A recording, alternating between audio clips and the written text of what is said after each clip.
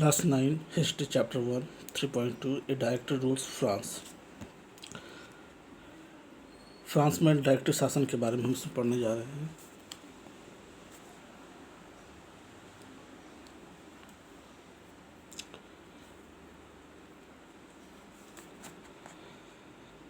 The fall of the Jacobin government allowed the wealthy middle class to seize the power. A new constitution was introduced which denied the vote to the non-proprietary section of the society। यहाँ पर ये बताया गया है कि जैसा कि France में सत्ता जो है अब वो मिडिल क्लास जो थे उसके हाथ में चली गई थी, और मिडिल क्लास के हाथ में सत्ता जाने से इसका एक फ़ायदा हुआ कि जो मिडिल क्लास थे उसे अपने आप को बदलने और समझने का फिर से एक नया मौका मिल सका।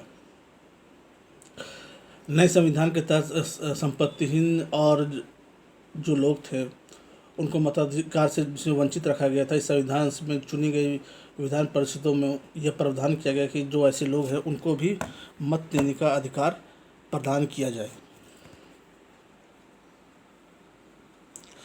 इस प्रावधान के जरिए जैकोबिन के शासनकाल वाली एक व्यक्ति केंद्रित कार्यपालिका से बचने की कोशिश की, लेकिन उसके अंदर में ही जो डायरेक्टरों का झगड़ा अक्सर विधान परिषद में होता था। जब आ रहा था उन्हें बर्खास्त कर दिया जाता था।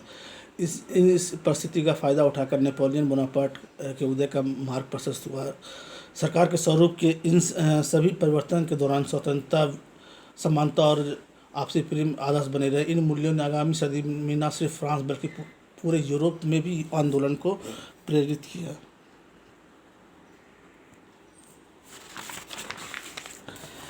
नेक्स्ट अपना टॉपिक है did women have the revolution. क्या महिलाओं के लिए भी क्रांति हुई थी?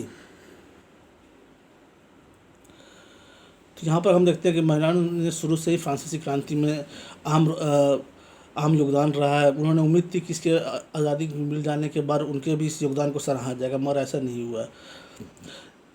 तीसरे स्टेट्स के अधिकांश जो महिलाएं थी उनका कामकाज करती थी। वे सिलाई बुनाई, कपड़ों की धुलाई, बाज़ारों में फल सब्जियां बेचने का काम करती थी अथवा संपन्न घरों में काम करती थी। और बहुत सारी महिलाएं थी जो घरों में काम करती। अधिकांश महिलाओं के पास पढ़ाई लिखाई तथा किसी काम को करने का प्रशिक्षण नहीं होता था। जो बड़े घर से यानी कि जो अपर क्लास के जो लड़कियां होती थी वो सिर्फ कॉन्वेंट स्कूल में पढ़ती थी। बाद में उनकी भी शादी विवाह कर दिया जाता था और उनका एक ही काम होता था, परिवार को पालन पोषण करना, जैसे खाना बनाना, बच्चों को पालना, ये सारी चीज़ें उनकी होती थी।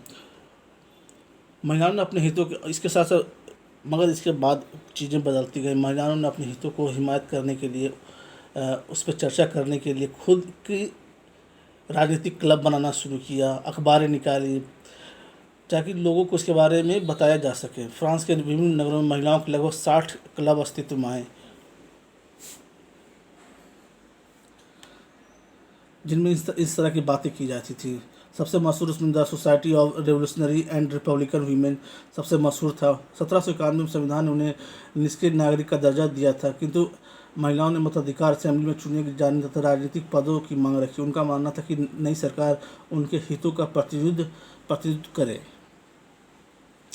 प्रारंभिक वर्षों में क्रांतिकारी सरकार ने महिलाओं के जीवन में सुधार तो किए और उसके लिए बहुत सारे कानून बनाए, मगर उसका कोई ज़्यादा फायदा नहीं हुआ। सरकारी विद्यालय की स्थापना की गई, लड़कियों के लिए स्कूली शिक्षा अनिवार्य कर दिया गया। उन्हें भी पिता की मर्जी के खिलाफ शादी के लिए बाध्य नहीं किया जा सकता था। शादी की स्वैच्छिक अनुबंध माना गया। कानूनी नागरिक कानूनों के तहत पंजीकृत करने लगा। इसके साथ साथ ही मर्द औरत दोनों को ही उसकी अर्जी देने का अधिकार दिया गया। फिर भी राजनीतिक अधिकारों के लिए महिलाओं का संघर्ष जारी रहा।